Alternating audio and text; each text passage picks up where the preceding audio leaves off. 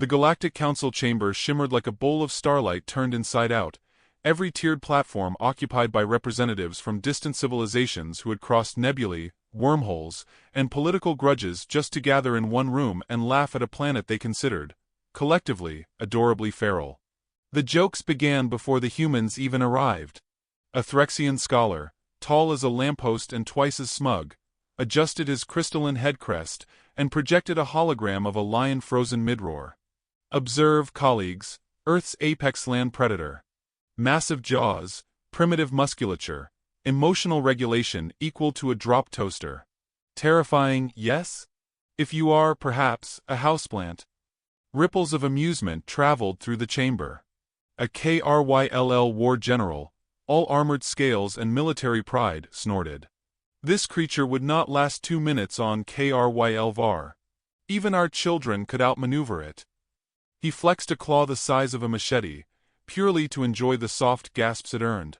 Nearby, the Vuna elder, small, silver-eyed, and older than most star maps, remained quiet, hands folded around the carved wooden talisman she always carried. Her gaze rested on the hologram, but her thoughts seemed elsewhere, like she was listening for a danger none of the others heard. Mockery floated freely, of Earth's oceans, its storms, its moon, even its oxygen levels. The Council had found a new pastime, belittling Earth. It was the safest target in the galaxy, after all. A newcomer species, soft-skinned, wide-eyed, playing at diplomacy like kids trying on a uniform 3 sizes too big. But then the doors opened, and General Naomi Harker walked in. A human. One.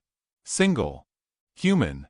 She entered with the modest stride of someone who knew how to hide her power the way others hid their insecurities. Her posture was straight, her uniform crisp, her dark hair tied back in a simple knot. She carried a mug that steamed gently, the scent drifting through the room like some complex chemical threat no alien biologist could categorize. It was coffee, but they didn't know that. They only saw something unknown. And unknown meant dangerous. "Thank you for your patience," Naomi said, voice warm enough to melt defensive postures across 3 rows of representatives.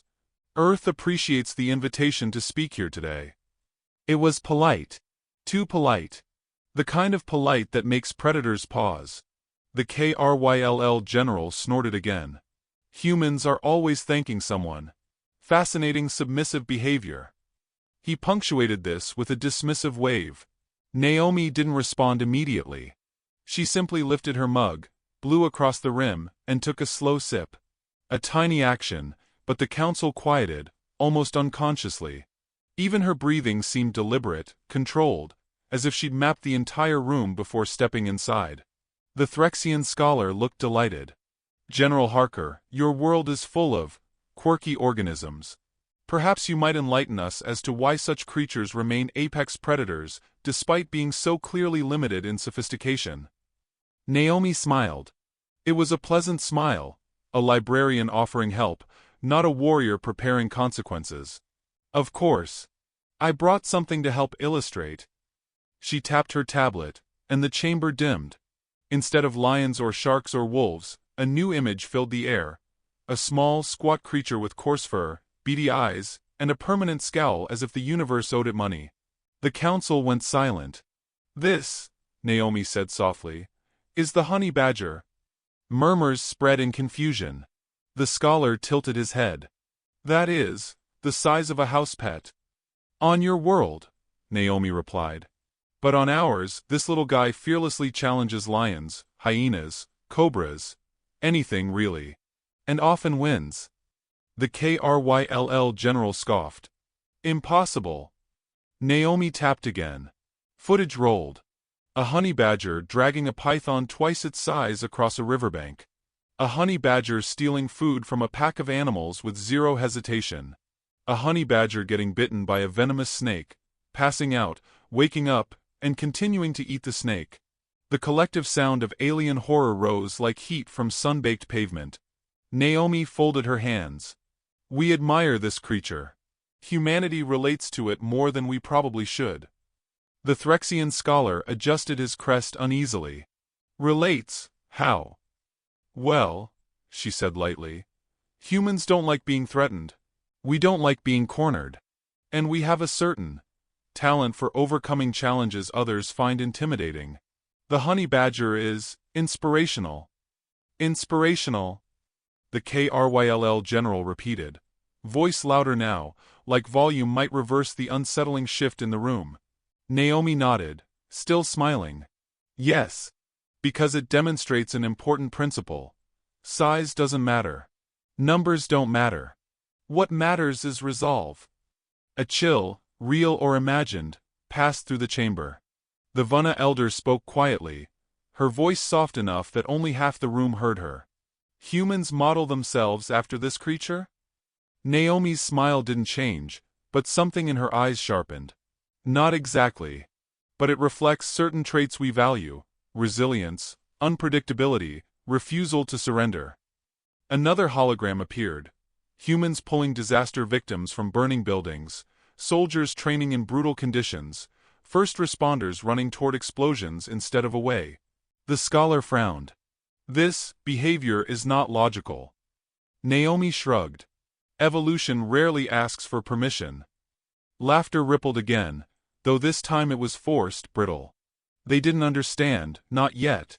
But they sensed something shifting beneath the surface, like the moment desert sand begins to move, and one realizes too late that it was never sand at all, but a sleeping creature opening its eyes. Naomi took another sip of coffee.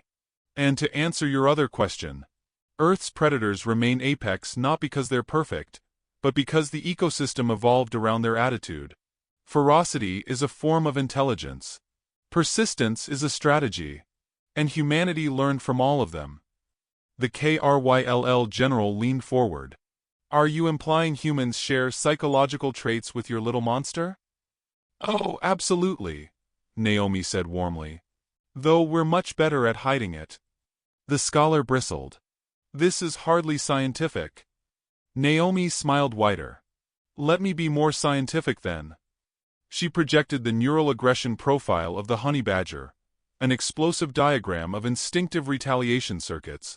Then she overlaid it onto a human brain. A near-perfect match lit up. The chamber erupted. Glowing crests flared, translator spheres flickered, and multiple diplomats shouted over each other. The KRYLL general's claws clicked uncontrollably. The Threxian scholar took 3 nervous steps backward. Only the Vana elder remained still, watching Naomi with the kind of gaze reserved for ancient storms. Naomi waited patiently for silence. When it finally returned, she spoke gently, almost apologetically. I didn't come here to intimidate you.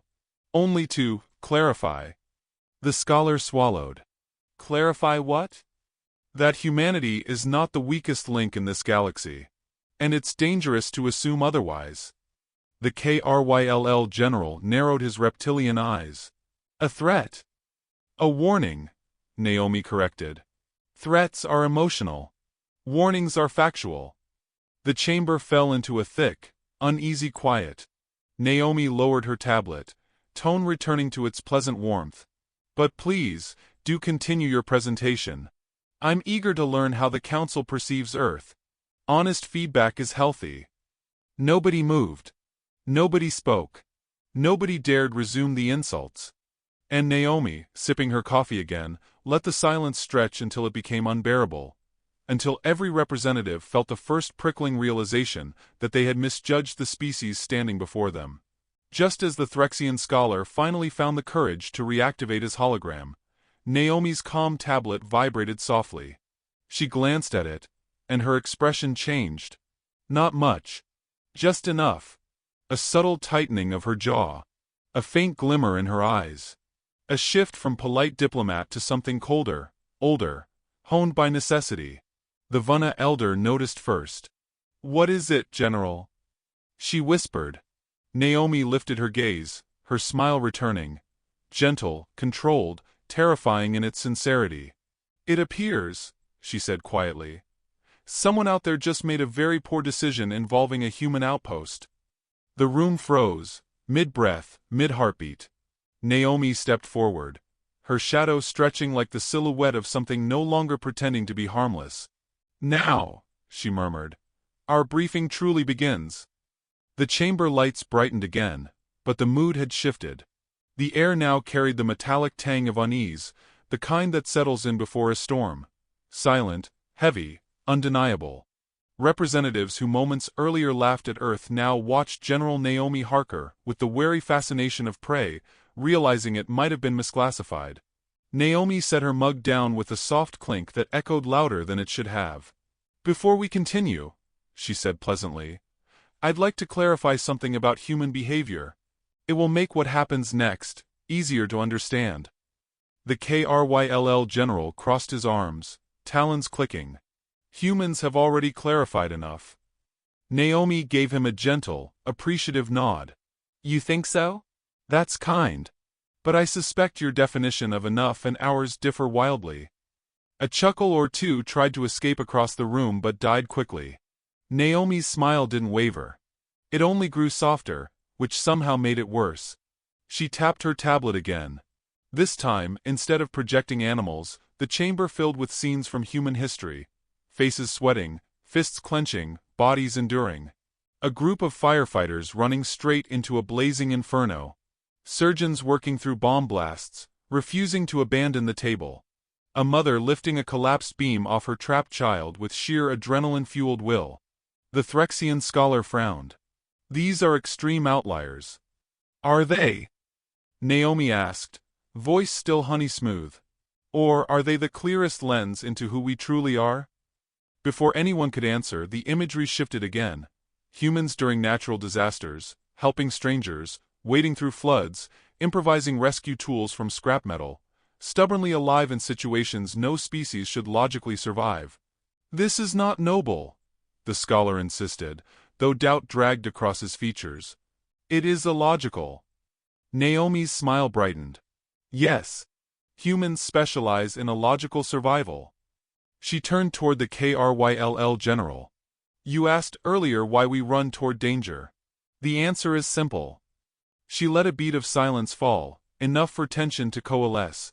"We choose to." A ripple went through the chamber, fear disguised as curiosity. Naomi pivoted slightly, allowing the hologram to shift again. Now it showed military training on Earth, recruits crawling through mud, leaping from aircraft into dark oceans, pushing through exhaustion with the ferocity of cornered beasts. Yet some were laughing as they trained, cracking jokes even while bruised and breathless. The KRYLL general blinked. "Why are they smiling?" "That," Naomi said, her tone dipping into something deeper, "is your first warning sign. When a human smiles in the middle of chaos, something has aligned in their mind. Something dangerous. Something resolved." The scholar tilted his head. "Clarify." "Gladly." Naomi expanded the projection to show a line of soldiers standing in the rain, faces streaked with mud. One of them grinned like he'd been told a secret. "That," she said, pointing, "is the most polite version of a human battle cry." The Vuna elder's fingers tightened around her talisman. "You are saying happiness precedes violence?" "Not happiness," Naomi corrected softly. "Clarity." The scholar hesitated, then admitted, "This is unsettling." Naomi laughed lightly. "Oh, don't worry. Humans rarely start the fight." "Rarely?" The KRYLL general echoed sharply. "Rarely," she confirmed. "But once provoked." She touched the tablet again. A new hologram rose. A honey badger confronting a pride of lions, lunging without hesitation.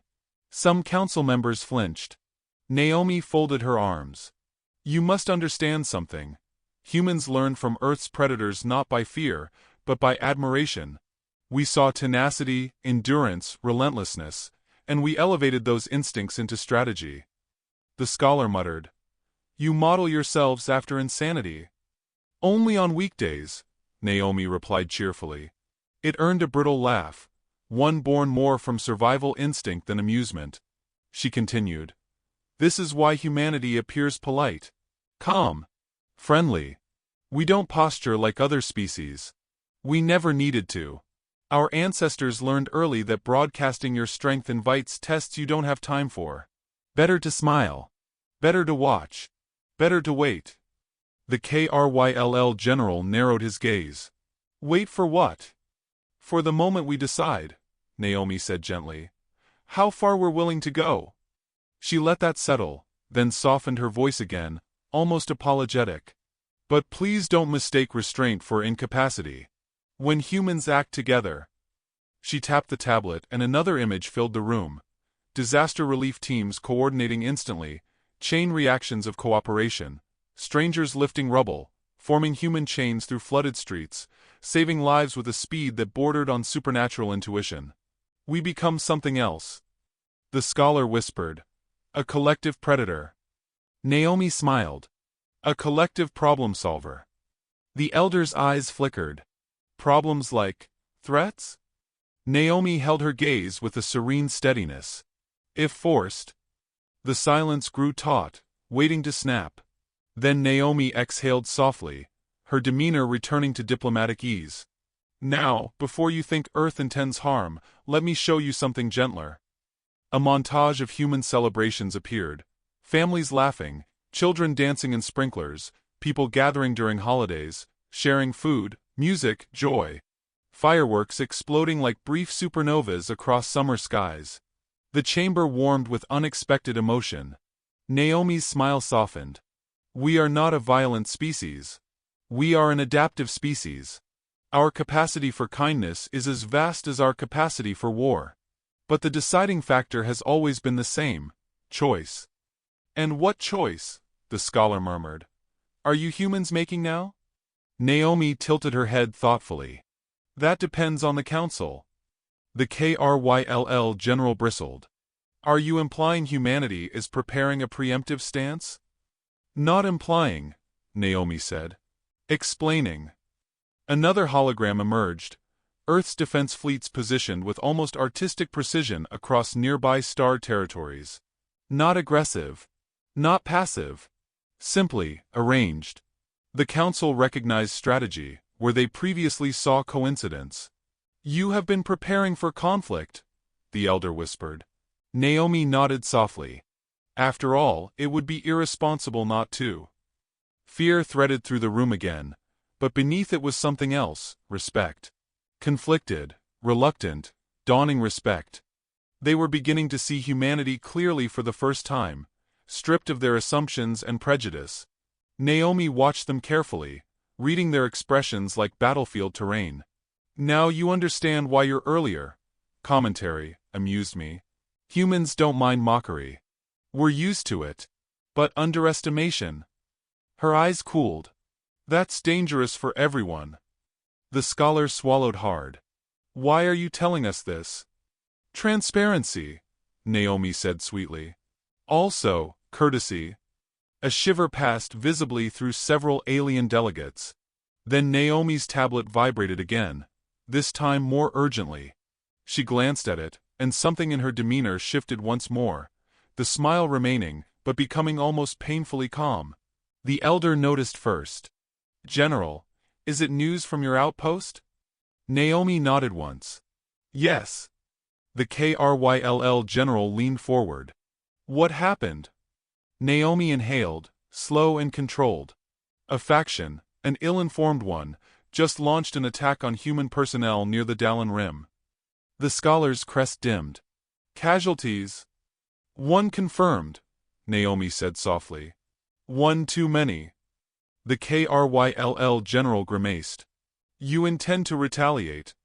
Naomi looked up, her smile gentle as snowfall, and twice as cold. "General, humanity never retaliates." Confusion swept the room. Naomi stepped forward, straightening with quiet resolve. "We finish disputes." The lights flickered, as though reacting to her shift in tone. Every representative felt the movement, the shift, the stir of something awakening behind her diplomatic calm. Her tablet chimed again, and she didn't look at it this time. She didn't need to. Her next words slid through the chamber like the hum of a charging starship engine. "Council members, I suggest you sit down." The room obeyed instinctively, though none understood why. Naomi finally lifted her gaze fully, no pretense left in her posture, no veil over her intent. "Because the honey badger," she whispered, "has just been provoked." The instant Naomi's words settled, The council chamber trembled with the subtle vibration of incoming data streams. Dozens of translator orbs flickered in confused yellow pulses, trying to parse the shift in human tone. Soft, composed, yet laced with something ancient and resolute.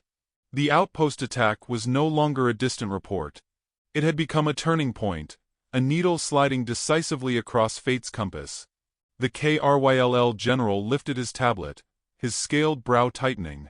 "General Harker, your forces are mobilizing." "Of course they are," Naomi answered, her composure smooth as tempered steel. "A human was killed. We don't hesitate when protecting our own." The Threxian scholar stepped back as fresh holograms erupted in the air, live feeds from across the galaxy. Human fleets that once drifted innocently along trade routes now shifted with deliberate synchrony. Small vessels ignited their engines. Larger ships reoriented toward the Dallin Rim. Patterns emerged, movements that were neither improvised nor panicked, but rehearsed with decades of foresight. "That is a full deployment," the scholar whispered. "This is not retaliation. This is strategic orchestration." "Now you're getting it," Naomi said softly. A hollow window expanded at her gesture, showing the Dallin Rim, a pale swath of starlight marred by smoke and energy fire. The small human outpost floated broken, hull caved inward like crushed bone. Medical pods drifted aimlessly, sparks illuminating the void. Naomi's eyes barely moved, but something in their depth hardened. "Show me the attackers." The feed shifted. A rogue alliance, pirates mixed with deserters from a minor empire, hovered around the wounded outpost, their ships shaped like jagged predators circling fallen prey. They had broadcast celebratory chants moments earlier. Now, as human fleets pierced into their star system, their signals dissolved into incoherent panic. The Vuna elder whispered a prayer under her breath. On screen, the first human vessel uncloaked. It was small, deceptively so. A reconnaissance ship, matte black against the stars. Its presence alone silenced enemy comms. The second ship arrived larger, armored like a mythical beast. The third, a carrier brimming with drones that shimmered like a metallic cloud. The KRYLL general grabbed the edge of the projection table. They responded in minutes. "Impossible. Humans plan for bad days," Naomi murmured. "We don't like surprises." A flash tore through the feed as a human corvette disabled an enemy's primary weapon with surgical efficiency. Not a kill, just disarmament. Another pirate ship attempted escape. Human drones swarmed, cutting engines with pinpoint precision. They didn't fire gratuitously. They didn't posture. They dismantled. "That control," the scholar choked. "They're not acting like a chaotic species." Naomi tilted her head. "Why would we be chaotic? Chaos is unpredictable. Humans are inevitable." The chamber hummed with discomfort. On the hollow, a pirate commander broadcast his surrender, but the swarm didn't stop.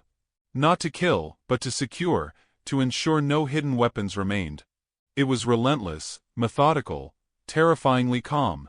A young Vuna aide stumbled backward. "They fight like a creature cornered."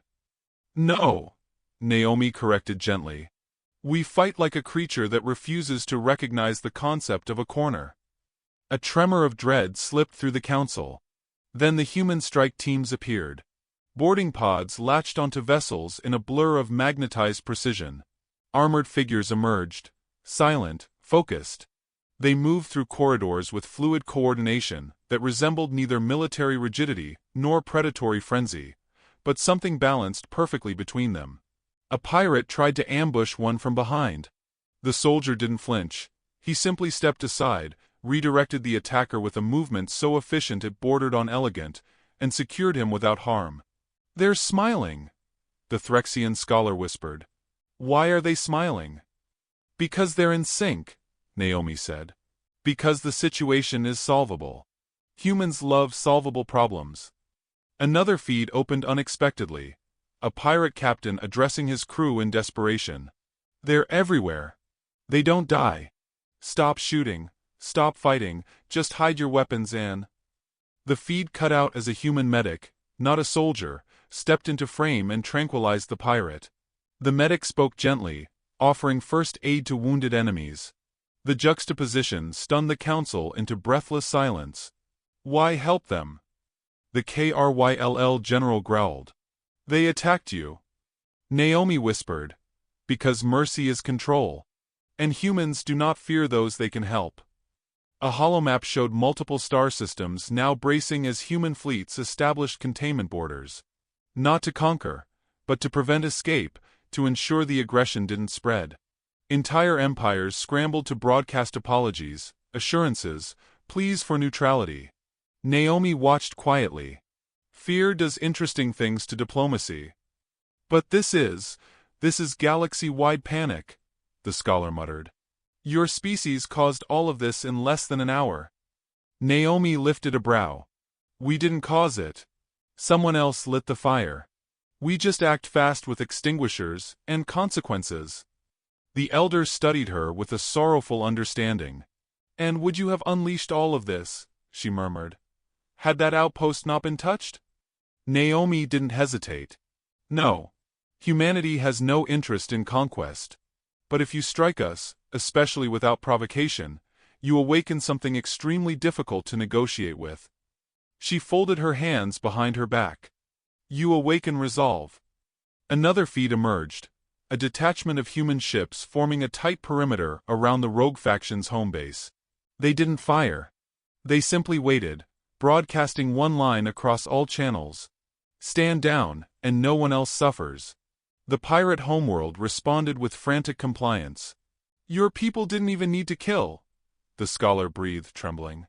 They defeated an entire faction by demonstrating emotional discipline. Naomi smiled faintly. Humans excel under pressure. That's why your earlier misinterpretations amused me. You assumed our predators defined us. You forget we survived them. The chamber's silence thickened. No one dared mock humanity now. Not when the galaxy was reorganizing itself in real time, because one human general chose to speak calmly instead of shout. Suddenly, another feed flashed open. This one not initiated by Naomi. The transmission displayed a conference room deep within a rogue fleet's command vessel. The leaders argued, voices raised in panic, half blaming each other, half begging the universe for some loophole. The last of them shouted. Humans weren't supposed to respond. They were supposed to be afraid. Naomi's expression softened. Not triumphant, not angry, but almost mournful. We were afraid, she whispered. We're always afraid. Fear kept our species alive. But we learned to act anyway. The elder bowed her head. Moments later, the rogue leaders surrendered. The chamber around Naomi erupted into frantic chatter. Dozens of species debated, speculated, re-evaluated centuries of assumptions about humanity. Worlds that once dismissed Earth now feared its restraint more than they ever feared its force. Naomi retrieved her mug, now lukewarm. She sipped it anyway. General, the scholar said shakily, if this is humanity's response to a small attack, what happens if a major empire provokes you? Naomi set the mug down, gaze leveling with the weight of a supernova. Then, she said softly, the honey badger stops nibbling. The lights dimmed as if the galaxy itself was holding its breath, and the council realized, perhaps too late, that the storm they feared had only begun to rise. The council chamber felt smaller now, as though the walls had leaned inward to listen. Even the air seemed denser, every molecule vibrating with an anticipation that gnawed at nerves. Naomi Harker stood in stillness, hands clasped lightly behind her back, as the galaxy tried to understand how one outpost, one human death, had shifted the balance of power in mere hours. The Kryll general was the first to regain enough breath to speak. General, humanity has demonstrated overwhelming force. The rogue faction has surrendered. Why haven't your fleets stood down? Naomi's answer was gentle. Because the rogue faction wasn't acting alone. A cold shock rippled through the chamber. The Threxian scholar's crest dimmed to a pale, anxious blue. Explain. Naomi stepped forward, and the hollow display behind her bloomed into a star map, one dotted with red markers. These are intercepted transmissions from the last 3 cycles. Someone has been supplying rogue groups with weapons, coordinates, and intelligence about human installations. The elder pressed a trembling hand to her talisman. You found the orchestrator. We did, Naomi confirmed softly. But we didn't move until today. The KRYLL general stiffened. Why wait? Because your council was fragmented. Her eyes swept the room in quiet accusation. Some of you feared us. Some mocked us. Some underestimated us so completely you never noticed the empire operating right under your noses. The map zoomed in, revealing sigils of a mid-tier empire, the Varric Dominion. Not powerful enough to challenge the major empires outright, but ambitious enough to manipulate chaos from the shadows. Gasps shook the tiers. The scholar sputtered. Impossible. The Varric have attended every council meeting. They signed peace accords. Peace accords are meaningless if your signature bleeds lies, Naomi said softly. As if summoned by accusation, the Varric ambassador rose. A tall, winged figure with opalescent skin and a face practiced in diplomatic neutrality. These accusations are absurd. Humanity seeks a scapegoat to justify overexpansion. Naomi didn't even look at him. She simply tapped her tablet. The chamber filled with audio. A Varric commander's voice, unmistakable, saying, "Strike the human outpost. Push them to react. Once they lash out, the council will unite against them." The ambassador's wings trembled violently. More audio followed. Strategic plans, resource lists, smug predictions about human fragility. The chamber erupted in outrage. Naomi raised a hand, and silence snapped back with military obedience. "You see," she said, her tone still almost tender. "The trap wasn't ours originally. The Varric set it, hoping humanity would overreact. They wanted us to appear unstable. Dangerous. They wanted the galaxy to fear us." The scholar whispered, "And instead, the galaxy fears them." Naomi inclined her head. "Interesting how intentions boomerang." The ambassador lunged forward. "This is human manipulation. You engineered these recordings." Naomi finally looked at him, and that was worse than ignoring him. Her eyes held no anger. Only truth distilled into something sharper than any blade. "Ambassador, humanity doesn't need to manipulate recordings. We let you talk long enough." A new hologram emerged. Human operatives quietly tailing Varric couriers, mapping hidden supply routes, intercepting identical weapons to those used in the attack. "You planned a galaxy-wide war," Naomi said softly, "and used humans as your flint." The Varric ambassador's voice cracked. We feared what your species could become." Naomi's voice lowered to a whisper. "You feared what we already are." The chamber shook as every representative processed the meaning. Humanity hadn't just responded to an attack. They had exposed a grander conspiracy, without firing a single fatal shot. They had waited, watched, and gathered enough evidence to dismantle an empire. But that was only the beginning. Suddenly, the star map behind Naomi shifted again, this time displaying dozens of human fleets surrounding the Varric territory. Not firing. Not advancing. Just waiting. The KRYLL general inhaled sharply. "You coordinated this before coming here." "Yes," Naomi replied. "Because we knew the council needed the truth, not assumptions." The elder's eyes glistened. "General, what do you intend to do with the Varric?" "Justice," Naomi said. "Not vengeance." She signaled her tablet. A feed opened. Varric military command stations surrounded by human ships. Officers inside shouting in panic. Engines failing. Weapon systems blinking offline one by one. The ambassador collapsed into his seat. "Please, don't destroy us." "Destroy you?" Naomi repeated, almost amused. "That would defeat the purpose." A ripple of disbelief spread through the room. Naomi continued. "Humanity doesn't remove problems by erasing civilizations. We remove problems by removing their ability to cause harm." The feed showed human engineers boarding Varric command vessels, disarming warheads, disabling weapons, confiscating illegal stockpiles. Calm. Efficient. Thorough. The scholar's eyes widened. "You're dismantling them. Temporarily, Naomi clarified. Long enough for their people to elect leadership that doesn't treat the galaxy like a chessboard. The KRYLL general bowed his head in unexpected respect. This is restraint greater than any empire I've witnessed. Naomi smiled softly. Restraint is power. Mercy is strategy. Then her smile faded into something steadier. But mercy doesn't mean passivity. Without warning, the chamber lights flickered. A heavy thrum reverberated through the floors. Protective barriers descended around the perimeter of the room. Every representative panicked. The scholars shouted, "What is happening?" Naomi lifted a hand in calm assurance. "Relax. This is not an attack." "Then what is it?" The KRYLL general demanded. "A guarantee." Through the chamber windows, dozens of human ships decloaked, sleek dark, positioned in a perfect defensive sphere around the council planet. The elder's breath caught. "You surrounded us." "No," Naomi corrected gently. "We protected you." The Varric would have retaliated against this council the moment evidence surfaced. "I made sure they can't." "Made sure?"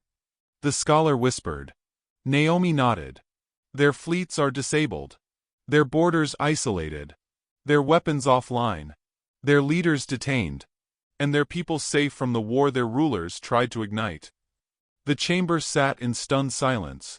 The Varric ambassador buried his face in shaking hands. Naomi stood centered in the storm she had orchestrated, calm, balanced, unshaken. "Humanity does not seek domination," she said quietly. "We seek stability, peace. But if forced into conflict, we do not flinch. We do not retreat. We do not half-fight. We end the threat entirely. Cleanly." The elder regarded her with awe. "General, you've saved billions of lives today." Naomi's expression softened with something like sorrow. "I would have preferred none of them needed saving." For a moment, empathy hung in the room. Strange, fragile, shared. Then Naomi lifted her tablet one last time. A final feed appeared, a hidden Varric archive, plans stretching decades, studying human behavior, human psychology, human limits. And at the top of the file, Project Honey Badger Countermeasure. The scholar whispered, horrified. "They built their empire on preparing for war with you." Naomi closed the file.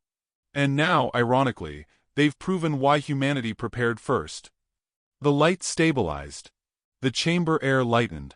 Representatives exhaled shakily. The elder stepped forward, voice trembling. "General Harker, after today, what will humanity do next?"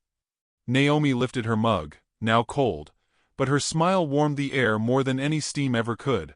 "We wait," she said. "For what?" The scholar dared.